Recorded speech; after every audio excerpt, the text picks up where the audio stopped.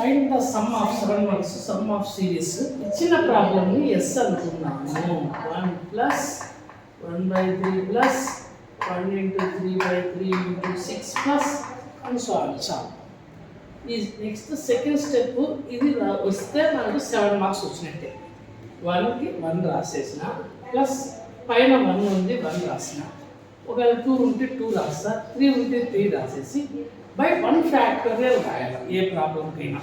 ఇంకా ఎవరిని రాయలేదంటే చాలామంది 3 అంటారు. నిజమే, ఆ 3 పైన ఉందా కింద ఉందా? కింద ఉంది కాబట్టి 1/3 అనాలి. ప్లస్ మరి ఇక్కడ 1 ఉంది కాబట్టి 1 into 1 ప్లస్ అంటాం. ఒకవేళ 2 ఉంటే 2 into 2 ప్లస్, ఒకవేళ 3 ఉంటే ఇక్కడ 3 into 3 ప్లస్. కాబట్టి 1 ఉంది కాబట్టి 1 into 1 ప్లస్ ఎంత వేస్తే 3 అవుతుంది. ఆల్రెడీ మన దగ్గర 1 ఉంది కాబట్టి ఇంకా 2 వేయాలి.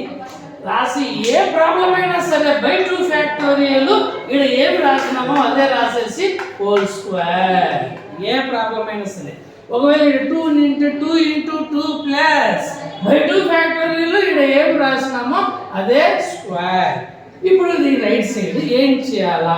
ఈ బ్రాకెట్ లో ఉన్నది p value 1, q value 2, x/q అంటే బ్రాకెట్ లో ఉన్న value 1/3.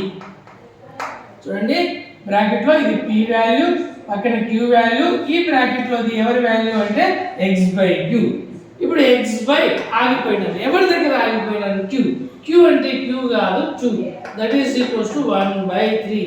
x is equals to ఇటు క్రాస్ చేస్తే 2 1s 2/3.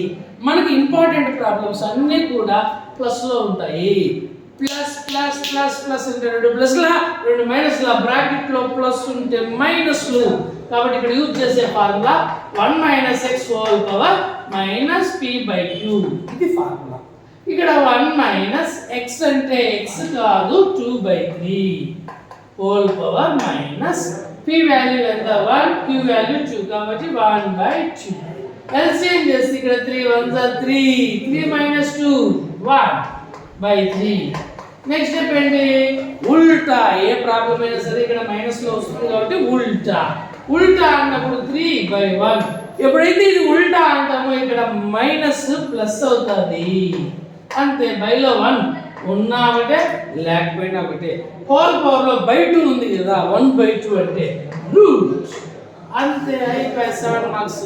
కాకపోతే ఫార్ములా రాసండి, అలవాటు చేసుకోండి. 1 plus p/1 factorial into x/q plus p into p plus q by 2 factorial into x/q whole square plus and so on. ఎవరి formula అంటే 1 - x whole power minus p/q. ఇది formula. ప్రాబ్లంలో ఖచ్చితంగా రాయండి. అంతే.